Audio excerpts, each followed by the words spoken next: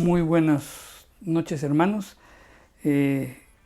Damos gracias a Dios porque estamos reunidos aquí nuevamente hoy miércoles 3 en nuestro servicio habitual del día miércoles. Gracias a Dios nuevamente. Gracias a cada uno de ustedes por conectarse también, por estar atentos a lo que exponemos la palabra de Dios en nuestros servicios habituales y también pues en los diferentes enseñanzas o cursos que estamos realizando durante la semana. Gracias por tener ese espíritu de querer aprender más de la palabra del Señor. Así que vamos a orar. Padre Santo, Señor, tu palabra va a ser expuesta en esta noche.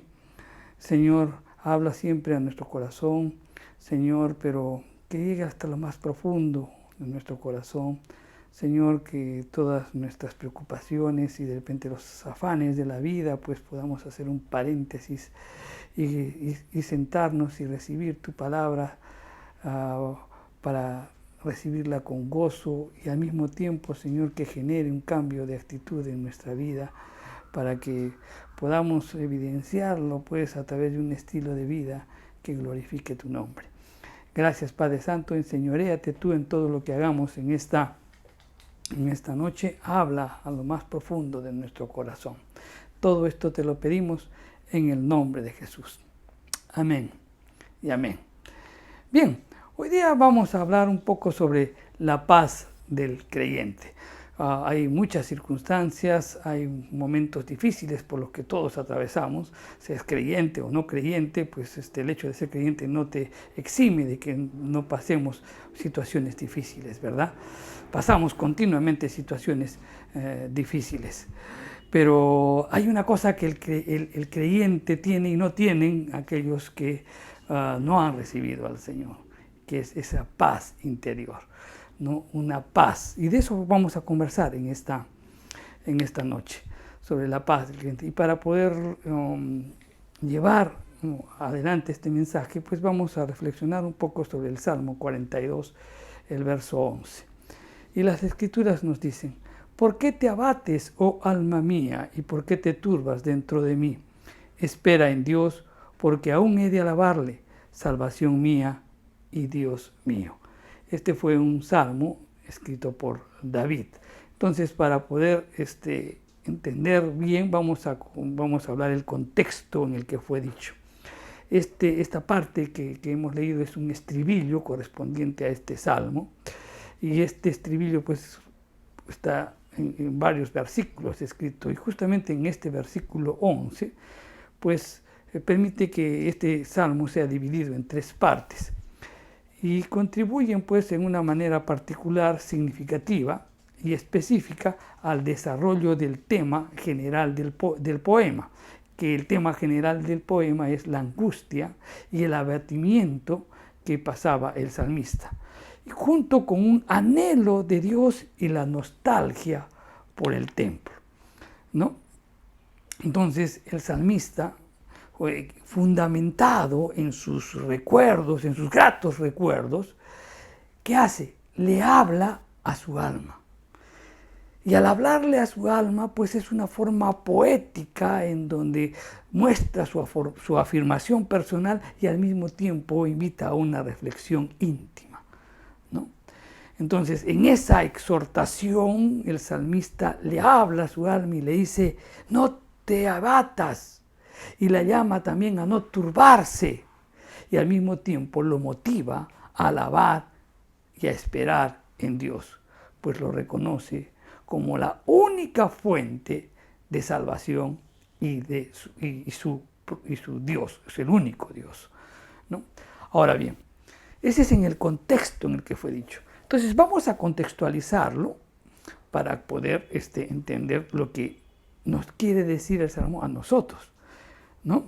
Porque este Salmo, también si nosotros lo vemos y lo aplicamos a nuestra vida, nos hace ver cómo un hombre que es conocedor de la gracia, o sea, era un creyente, un hombre creyente, un hombre que ha experimentado el perdón de pecados, que ha experimentado pues el nuevo nacimiento, ¿no? Cómo este hombre que que experimenta la gracia de Dios, que ha sido lavado que ha sido perdonado por el poder del Espíritu Santo, que por la obra de Cristo, que ha sido también ha tenido un nuevo nacimiento, que ha sido regenerado. ¿Cómo puede estar este hombre en desánimo? ¿Cómo puede caer en desánimo? Y al mismo tiempo este salmo nos muestra los remedios que han de aplicarse para salir de esa situación, de ese desánimo, de esa depresión, de esa situación en la que se encuentra. Entonces, este salmo describe dos expresiones por el cual pues, una persona puede estar pasando, y le dice: no te abatas y no te turbes. O sea, en esas expresiones que el salmista le dice a su alma, le dice: no te abatas. En otras palabras le estaba diciendo: alma, ¿qué te pasa? Alma, no te sientas igual que a un hombre le abruma pues el peso de una carga que no pudiera soportar. No te abatas así, alma, le dice. Y también le dice: no te turbes. O sea, también le estaba diciendo: alma, no tienes por qué sentirte igual que un hombre cuando enfrenta pues una tormenta, ¿no? Y se encuentra pues turbado. Tampoco, alma, le dice. Porque así nos encontramos cuando estamos en momentos difíciles. Y entonces inmediatamente da el remedio contra ese desánimo. Y el remedio consiste pues en una reprensión que él se hace, y también se amonesta a sí mismo, se reprocha. Él reprocha su indignidad, su falta de confianza en Dios, y dice: ¿por qué? ¿Por qué te abates? ¿Por qué te turbas? Se reprocha a sí mismo. Se amonesta también, se amonesta y al mismo tiempo se insta pues a guardar en Dios y depositar su esperanza en Él. Esperar en Dios. Ahora la pregunta es pues, ¿por qué esperar en Dios? Y al mismo tiempo el salmista también dice: porque aún debo de ser librado, aún debo de alabarle. Porque la salvación le pertenece a Dios, Él es mi salvación. Porque Dios tiene comunión conmigo y Él es mi Dios. Este versículo pues que nos hace y nos enfrenta a nosotros mismos, ¿no? Cuando nosotros pasamos esos momentos, entonces lo primero que podemos hacer es hablarle a nuestra alma y decirle: ¿por qué te sientes así? ¿Por qué estás abatido? ¿Por qué estás turbado? Espera en Dios, ten confianza en Dios. Él es tu salvación mía, y Él es tu Dios. Cosas que tenemos que recordar. Muchas veces cuando personas comienzan a hablarme sobre la situación difícil que viene pasando y no pueden salir, a pesar de muchas prácticas que realizan, siempre les digo: ¿pero por qué no le hablas a tu alma? David lo hizo. Es más, en el Salmo 103 también le dice, ¿no? En el Salmo 103: bendice, alma mía, a Jehová, y no te olvides ninguno de sus beneficios. Alma, ¿por qué te sientes así? Más bien bendice y no te olvides de todo lo que Dios hizo contigo. Hay que hablarle al alma. En este versículo nos muestra tres cosas importantes, ¿no? Es que están ahí en la sombra, que nos invita, y de eso vamos a hablar en esta noche. En primer lugar, vemos una característica de paz interior que solo lo tienen los creyentes. Y eso está implícito en el versículo, conforme lo vamos a explicar. Segundo lugar, que esa paz que tiene todo creyente puede sufrir interrupciones. E incluso puede llegarse a sentirse abatido y turbado. Y también en estos versículos nos dice que los creyentes no tienen ningún motivo para sentirse así, no tienen motivo para desanimarse. Entonces, hoy vamos a desarrollar solo la primera característica, la paz interior, la paz del creyente. Eso es lo que vamos a comentar en esta mañana. Los próximos mensajes trataremos por qué esa paz se pierde, y después en otro mensaje no hay motivo para perder esa paz. Entonces, vamos a hablar, como dijimos en esta noche, sobre la paz del creyente. Existe una paz interior y una serenidad del alma que caracterizan a los creyentes. David dijo, ¿por qué te abates, alma mía? ¿Por qué te turbas dentro de mí? ¿Por qué dijo eso? Porque obviamente no era su comportamiento normal. Su corazón de repente latía más rápidamente, o de repente estaba sintiendo, había perdido el gozo, el ánimo, y se sentía muy mal. No era el comportamiento normal que uno debe tener. Entonces él comienza a hablar y le dice, ¿por qué te encuentras tan desanimado? Porque normalmente un creyente tiene paz, tiene una paz y una serenidad que solo el Espíritu Santo nos las da. Las Escrituras nos dicen que los creyentes visten de blanco, ¿no? Eso en muchos pasajes lo dicen. En Apocalipsis, en el capítulo 7, los versos 13 y 14, nos los detallan. Vamos a leerlo. Y dice, entonces uno de los ancianos habló diciéndome, estos que están vestidos de ropas blancas, ¿quiénes son y de dónde han venido? Yo le dije, Señor, tú lo sabes. Y él me dijo, estos son los que han salido de la gran tribulación y han lavado sus ropas y las han emblanquecido en la sangre del Cordero. Es interesante también recordar o tomar en cuenta que el libro de Apocalipsis siempre resalta las costumbres judías. Y al hablar de vestidos blancos, pues está hablando una costumbre judía, porque los judíos tenían pues un vestido para el luto y otro vestido cuando estaban en gozo. El luto, cuando uno estaba en luto, generalmente se ponía el vestido negro. Y cuando se describe pues a un hombre afligido, se le describe con un vestido negro. En el Salmo 42, en el Salmo 43, el verso 2 dice, ¿por qué tú eres el Dios de mi fortaleza? ¿Por qué me has desechado? ¿Por qué andaré enlutado por la opresión del enemigo? Esta palabra enlutado en hebreo significa negro. En otras palabras, ¿por qué andaré vestido de negro por la opresión del enemigo? Entonces el color negro tenía que ver con el desánimo y el blanco tenía que ver con el gozo. Y eso también lo resalta en el libro de Eclesiastés, en el capítulo 9, en el verso 8 dice, en todo tiempo sean blancos tus vestidos y nunca falte un ungüento sobre tu cabeza. Pero también es necesario indicar que el blanco también hace referencia a la pureza y a la santidad de una persona. En Apocalipsis 3:4 dice, pero tienes unas pocas cosas en Sardis que no han manchado sus vestiduras y andarán conmigo en vestiduras blancas porque son dignas. Entonces, el blanco simboliza el gozo y también la pureza y la santidad.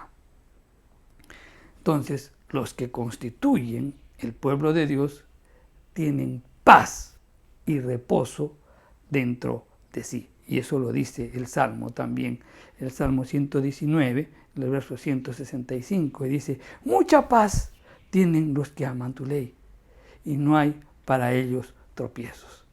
Entonces, como pueblo de Dios, pues si andamos y buscamos las cosas de Dios, y estamos interesados en las cosas de Dios, y tenemos esa comunión con Dios, pues habrá una paz interior. Al margen de las actividades de un hombre, si este hombre es creyente, es piadoso y hace el bien, recibirá gloria, recibirá honra, recibirá paz. Y una paz que no solamente es exterior, sino también es una paz interior. En Romanos 2:10 dice, pero gloria y honra y paz a todo el que hace lo bueno, al judío primeramente y también al griego. Entonces, un creyente, con todos estos versículos, pues nos hacen ver de que hay una paz interior en nosotros. Ahora bien, ¿por qué tenemos esa paz interior? ¿Por qué? Porque un creyente anda con Dios, porque un creyente conversa con Dios y porque un creyente tiene una relación con Dios. En Job 22:21 nos dice: vuelve ahora en amistad con Él y tendrás paz, y con ello te vendrá bien, y ello te vendrá bien. O sea, aquí nos está diciendo las Escrituras también que una buena relación trae consigo, pues, paz y reposo. Si nosotros tenemos una muy buena relación con Dios, pues eso repercute en paz en nosotros. Entonces, los amigos de Dios, los que creemos en Él, los que hemos nacido de nuevo, ¿no? Somos los amigos y tenemos comunión con el Padre. Y el Padre es el Padre de toda consolación. Tenemos comunión con el Hijo, y el Hijo es el príncipe de paz. Y tenemos relación con el Espíritu Santo, que el Espíritu Santo es el Consolador. Entonces, un creyente tiene comunión con el Padre, con el Hijo y con el Espíritu Santo, pues, y el Evangelio. Y el Evangelio es el Evangelio de la paz, ¿verdad? Entonces, por esa razón, los creyentes, pues, que nos constituimos en el pueblo de Dios, normalmente tenemos paz interior.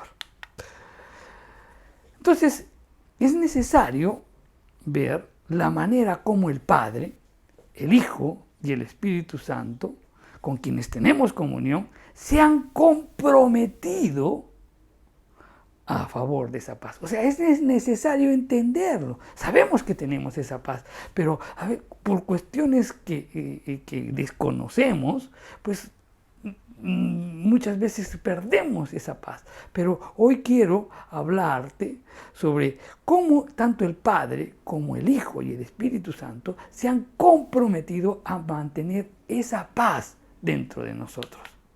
Entonces, el Padre, vamos a hablar primero del Padre. El Padre se ha comprometido a darnos paz, en primer lugar, por su prerrogativa. En segundo lugar, por su mandato. En tercer lugar, por su promesa. En cuarto lugar, por el precio que ha pagado Cristo. Y quinto, por el castigo de los santos. Y vamos a explicar uno por uno. Entonces, primero, Dios Padre se ha comprometido a darnos paz por su prerrogativa. ¿Qué es la prerrogativa? Pues es un atributo que tiene un rey, un príncipe, ¿no? Propio de su investidura. Los reyes y príncipes, pues, cumplen sus prerrogativas. ¿Cuál es la prerrogativa de Dios el Padre? Proporcionarnos paz y una paz interior. Veamos qué nos dice Isaías 57:19. Y dice: produciré fruto de labios, paz, paz al que está lejos y al cercano, dijo Jehová, y lo sanaré. Pues paz, paz produciré. 2 veces resalta este versículo. Al Dios se le llama al Dios de paz, al Dios de la consolación. No se le llama al Dios no se le llama Dios de la indignación, ni tampoco Dios de guerra, sino Dios de paz. Y Él proporciona paz a su pueblo. No te olvides de eso. Es una prerrogativa de Dios, pues darnos paz a cada uno de nosotros. Segundo, se ha comprometido a darnos paz por su mandato. ¿Ok? Dios les ordena a los profetas y a sus ministros que prediquen la consolación. Vamos a Isaías en el capítulo 40, los versos 1 y 2. Consolaos, consolaos, pueblo mío, dice vuestro Dios. Hablad al corazón de Jerusalén, decidle a voces que su tiempo es ya cumplido, que su pecado es perdonado, el doble ha recibido de la mano de Jehová por todos sus pecados. Aquí pues las instrucciones del Señor son muy claras, pero para entenderlo bien, yo quiero que tú te imagines, ¿no?, a un hombre que está pasando por una aflicción muy grave o de repente por una tentación muy grande. Entonces, quien está pasando por esto, Dios da instrucciones cómo actuar en favor de esta persona. Y vamos a ver el proceso, como Dios dice. En primer lugar dice, consolad, consolad. Está dando instrucciones que a ese hombre que está afligido, que está penado, que está abrumado, pues hay que llevarle, hay que consolarlo. Entonces, y resalta 2 veces, consolad, consolad. O sea, es una tarea importante. Cuando en un versículo hay una palabra se repite 2 veces, es porque es importante, y si son 3, pues es porque es muy, muy importante. Aquí pues nos está diciendo que es importante ir a esa persona que está en aflicción, está en peligro, que está abatido, que está desalumbrado.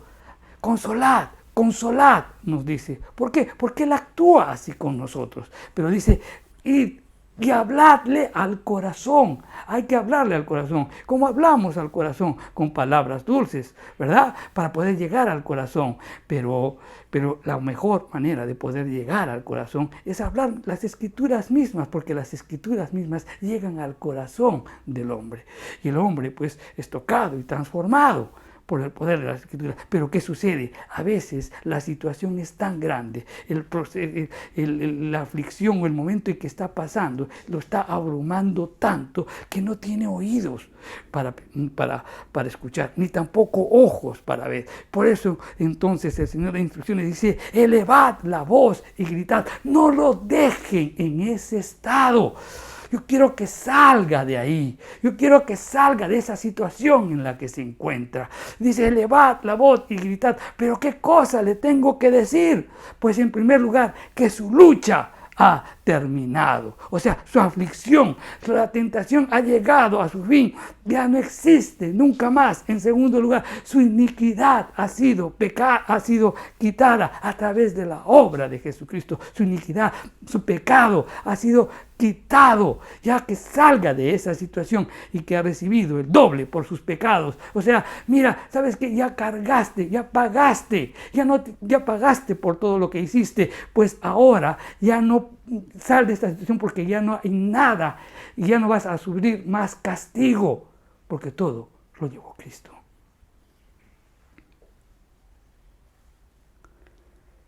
Dios quiere que tengamos paz. Las instrucciones son muy claras. Es un mandato del Señor. Dios no te quiere que tú te encierres en ese desánimo, que estés pues en una depresión, en una situación de tristeza, de abatimiento. Entonces, esto nos tiene que hacer pensar que nuestra labor también, porque Él actuó así con nosotros también tenemos que actuar, llevando, transmitiendo que el Señor siempre quiere que tengamos paz. Tercero, se ha comprometido a darnos paz por su promesa. Veamos la promesa del Señor. En el Salmo 29:11 dice, Jehová dará poder a su pueblo. Jehová bendecirá a su pueblo con paz. Entonces, eso es una promesa. Y una promesa es bendecirnos con su paz. Ahora bien, no solamente el Señor se ha prometido bendecirnos con su paz, sino que también se ha comprometido a mantener la paz de su pueblo. Veamos en Isaías 26:3 y dice, tú guardarás en completa paz aquel cuyo pensamiento en ti persevera, porque en ti ha confiado. Entonces, el Señor no solamente quiere bendecirnos con su paz, sino que también Él hará lo posible porque mantengamos esa paz. Cuarto, Dios también se ha comprometido a darnos paz pagando un precio. Cristo ha comprado la paz de su pueblo. Y lo que Cristo ha comprado para ellos, Dios el Padre, pues se ha comprometido a dárselo. Vamos a Efesios en el capítulo 2, los versos 13 al 14. Y dice, pero ahora en Cristo vosotros que en otro tiempo estabais lejos, habéis sido hechos cercanos por la sangre de Cristo, porque Él es nuestra paz, que de ambos pueblos hizo uno, derribando la pared intermedia de separación, aboliendo en su carne las enfermedades, la ley de los mandamientos expresados en ordenanzas, para crear en sí mismo de los dos un solo y nuevo hombre, haciendo la paz, y mediante la cruz reconciliar con Dios a ambos en un solo cuerpo, matando en ella las enemistades. Y vino y anunció las buenas nuevas de paz a vosotros que estabais lejos y a los que estaban cerca. Entonces, aquí vemos claramente la manera en que Cristo compra esa paz, ¿no? Esa obra es realizada por Jesucristo, esa paz interior, esa serenidad que el alma tiene, son compradas por Cristo, ¿no? Y lo que Cristo pues lo ha comprado, se lo entrega al Padre y el Padre está dispuesto a dárnosla, ¿no? Entonces, Cristo pagó el precio para que tengamos paz. No te olvides de eso. No te olvides de eso. Y Dios el Padre quiere darnos esa paz que Cristo compró. Quinto, Dios se ha comprometido a dar paz a su pueblo por medio de todos los castigos que recibe. En Isaías 40, 1, 2 nos dice: consolaos, consolaos, pueblo mío, dice vuestro Dios. Hablad al corazón de Jerusalén, decidles a voces que su tiempo ha cumplido, que su pecado es perdonado, que doble ha recibido de la mano de Jehová por todos sus pecados. El Señor pues nos ordena que consolemos a su pueblo y le hablemos al corazón por este motivo, que ha recibido de la mano del Señor el doble de todos sus pecados, es decir, porque ha recibido ya la totalidad del castigo. Ya se cumplió. Entonces, solamente ahora tienes que, o ya se pagó, ya se vivió, ya viviste ese castigo, y ahora quiere que tú experimentes la paz. El Hijo también se ha comprometido a darnos la paz, tan igual como el Padre, pues muestra 5 motivos por el cual se ha comprometido a darnos la paz. El Hijo también lo muestra, y nos muestra tres motivos también por el cual se compromete a darnos la paz. En primer lugar, por las cualidades y los dones que ha recibido. En segundo lugar, quiere darnos la paz por su carácter. Y tercero, por su oficio. Entonces, vamos a tratar el primero. Cristo se ha comprometido a darnos la paz por las cualidades y dones que ha recibido. Veamos los siguientes pasajes para que lo podamos entender.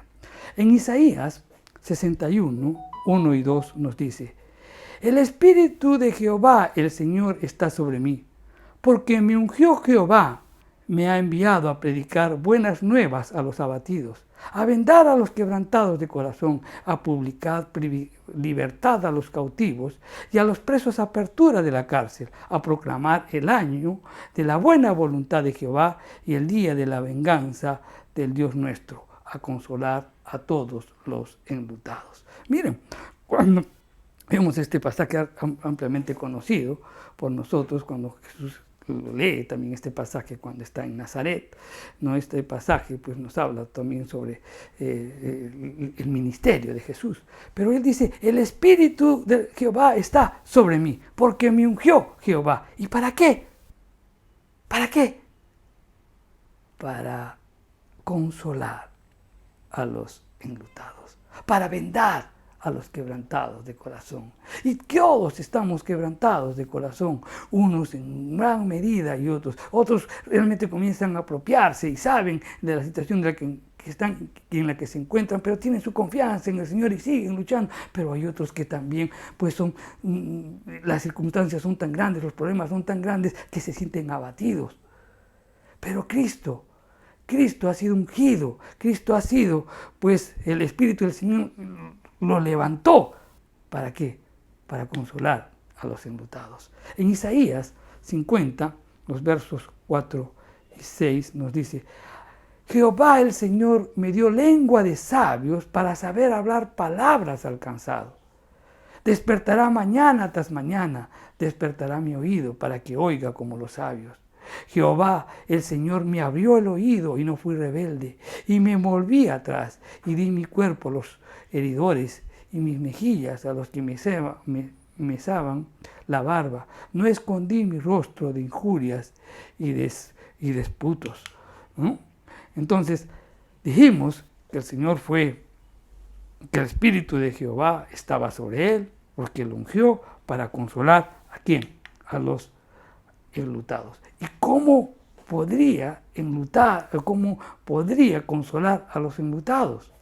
Pues Cristo había recibido lengua de sabios para consolar a aquellos que estaban atribulados, cuyas conciencias estaban afligidas, y también para ayudar a las pobres almas cansadas. Cristo dice: Jehová el Señor me dio lengua de sabios para hablar a los cansados. ¿Y cómo recibió esa lengua de sabios? ¿Cómo fue su preparación? En este pasaje de Isaías también nos lo muestra, y de mucha enseñanza para nosotros. Y dice: Él despertará mañana tras mañana.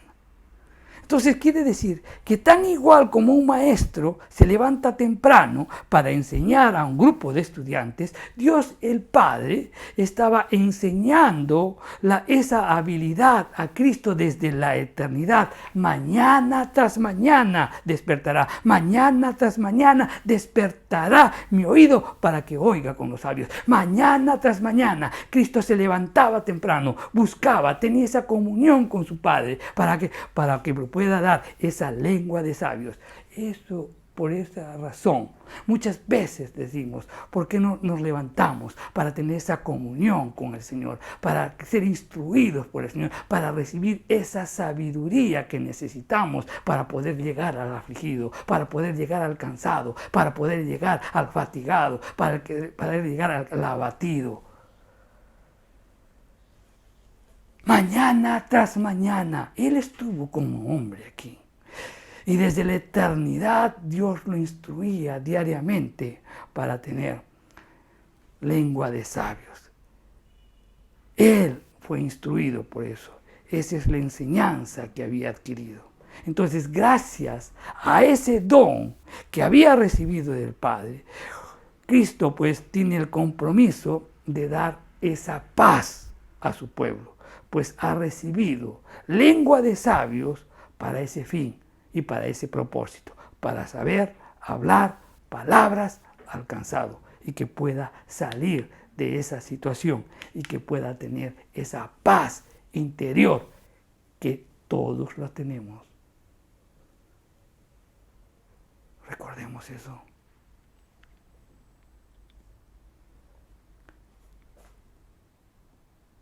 A veces personas están pasando momentos difíciles y vamos y consolamos, pero ¿qué palabras hablamos? Palabras nuestras, de nuestros sentimientos, de nuestras emociones. No hablamos lengua de sabios. La lengua, ¿dónde viene la sabiduría? El principio de la sabiduría es el temor de Dios. Ese es el principio.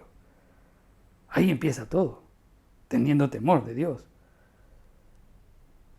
Las Escrituras es la sabiduría misma. Por eso es que ante determinada situación también, pues no sabemos cómo reaccionar porque no actuamos con sabiduría. ¿Y qué es la sabiduría? Es saber aplicar los principios de las Escrituras a las circunstancias de la vida. Cristo tenía esa comunión con su Padre todos los días. Si Él es nuestro modelo, ¿por qué no hacerlo?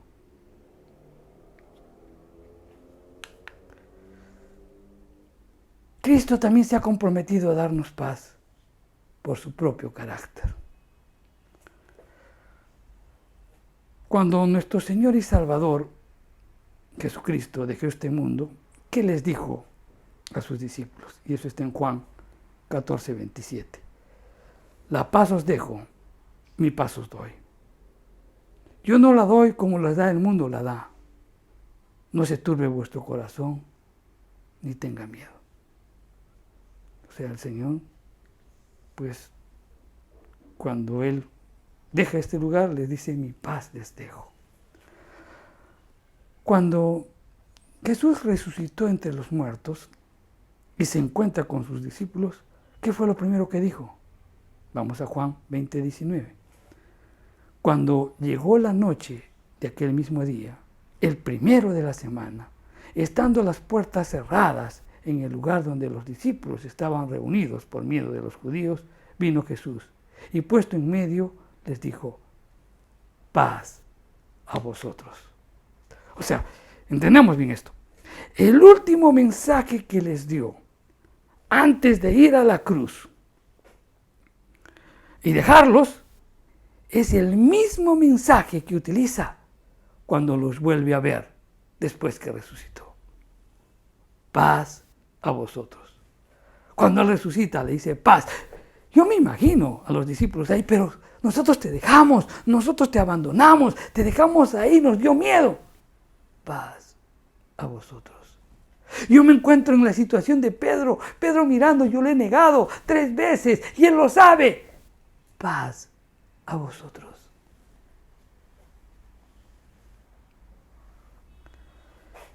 Él añora que tengamos paz. Paz cuando se marchó, paz cuando regresó. Ese es el lenguaje de nuestro Señor Jesucristo. Y ese sigue siendo su carácter. A eso Él se ha comprometido, a mantener esa paz en nuestro interior.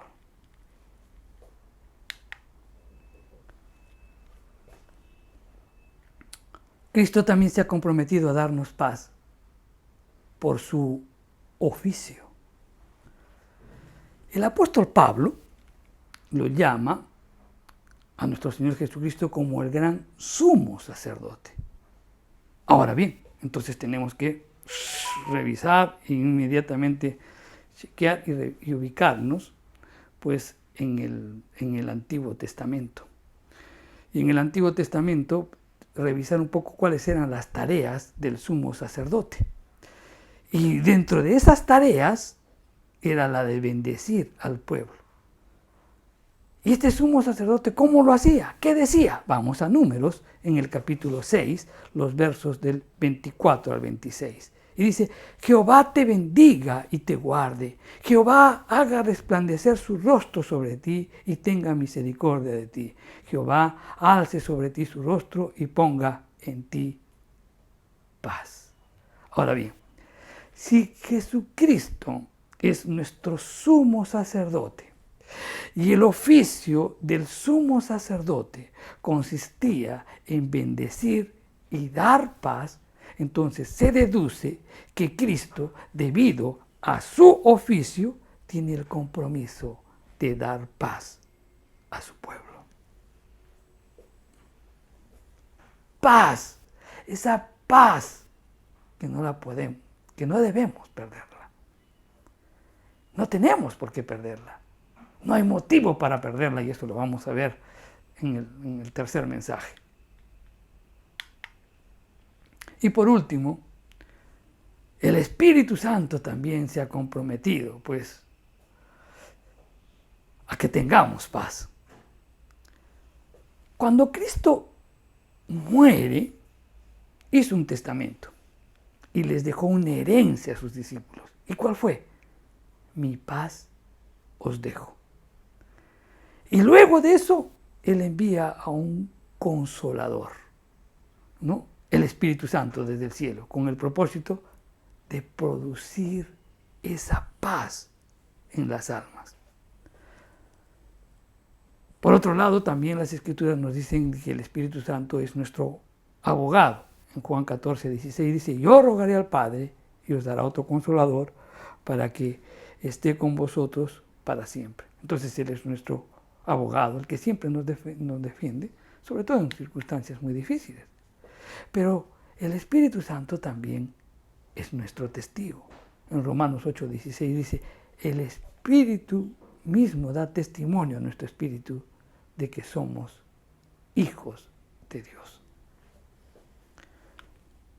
Cuando el Espíritu Santo le da testimonio al espíritu del hombre de que él es hijo de Dios, entonces ese hombre tiene paz y serenidad. Y ese trabajo que el Espíritu Santo también se ha comprometido a realizar en nosotros para que tengamos paz.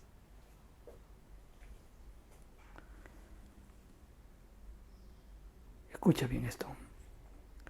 Si consideramos todos esos compromisos que hemos visto ahora, el compromiso del Padre, el compromiso del Hijo y el compromiso del Espíritu Santo, debemos tener la seguridad que ellos nos proporcionan la paz y la serenidad que caracteriza a un hijo de Dios. Esa paz que el creyente tiene. Esa paz también muchas veces la podemos perder. Y nos desvía. Y eso vamos a conversar la próxima semana. Recuerda, nosotros tenemos una paz interior. Una paz que tanto el Padre, el Hijo y el Espíritu Santo se han comprometido a que debemos tenerla. ¿Cuándo la perdemos? Cuando fijamos nuestra mente en el problema y nos olvidamos de las grandes promesas, de los grandes compromisos asumidos por Dios mismo para que nosotros tengamos paz. Recordemos esto. Sobre todo, revise este mensaje una y otra vez, sobre todo en aquellos momentos cuando estés abatido, cuando estés desanimado, cuando estés depresivo. Dios no quiere que estés en esa situación. Dios quiere que tú tengas paz. Vamos a orar. Señor, te damos gracias por tu palabra. Señor, qué importante es recordar y tener siempre presente tus promesas, tus mandatos. Qué importante es conocer tu palabra y sobre todo aplicarlo en momentos difíciles, cuando los atravesamos. Señor, hoy nos has recordado cuál es tu compromiso con nosotros, y es que tengamos paz. Hemos recordado el compromiso de Jesús de que tengamos paz. Hemos recordado el compromiso del Espíritu Santo de que tengamos paz. Gracias, Señor. Gracias porque ese es amor. Gracias por esa gracia. Gracias por esos cuidados. Gracias, Señor, porque tú quieres que mientras caminemos en este mundo, aprendemos a confiar en ti. Porque tú hiciste todo para que podamos vivir una vida plena y saludable y llena de gozo en esta vida. Gracias, Señor. En el nombre de Jesús oramos. Amén y amén. Hermano, el próximo miércoles estaremos tratando cuándo y por qué perdemos esa paz interior. Y el subsiguiente, pues hablaremos que no tienes motivo para perder esa paz. Así que no te lo pierdas. Te espero el próximo miércoles. Que Dios te bendiga, hermano.